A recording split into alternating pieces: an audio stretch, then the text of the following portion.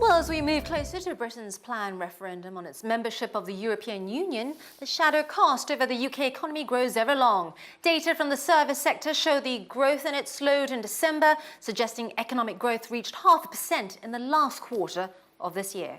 Well, with a vote looking increasingly likely this year rather than next, many businesses are uncertain about whether they will be in the EU in 2017. Companies have reported their lowest level of confidence about future business as well for nearly 2 years.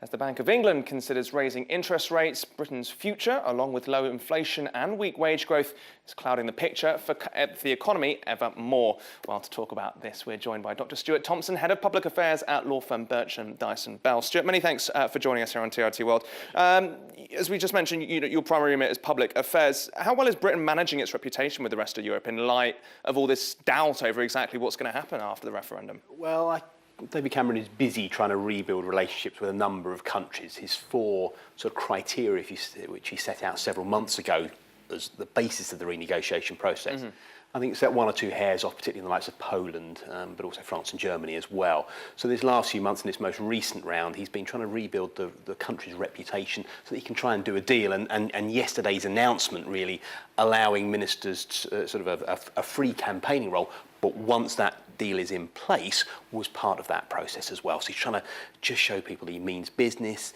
that that it's not going to sort of be a whole range of different people sniping at each other for 6-12 months at a time, that Britain will continue to do business, will continue to operate as a very functional and effective government until that deal is in place. Now, would a Brexit be an indictment of the Conservative government's European and business policy, or should we be applauding what Cameron's doing?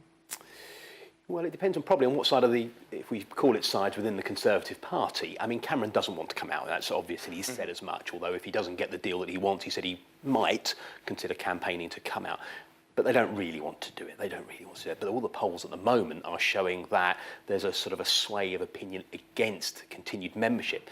Now, that's largely on the basis of the immigration issue, and that looks like it's set to be a continued issue in 2016 as well.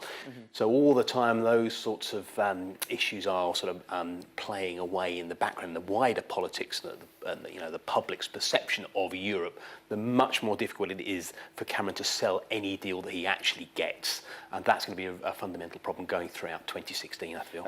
You wrote an article last year suggesting that this current Conservative government is not the one that was sold to business in the UK. I mean, there's been a fairly mixed set of results as far as how well the current business environment is really going. To what extent should we really expect that to change going forward in light of whatever might happen after a Brexit? Well, this government has been, the point I was trying to make last year was that this government is quite interventionist.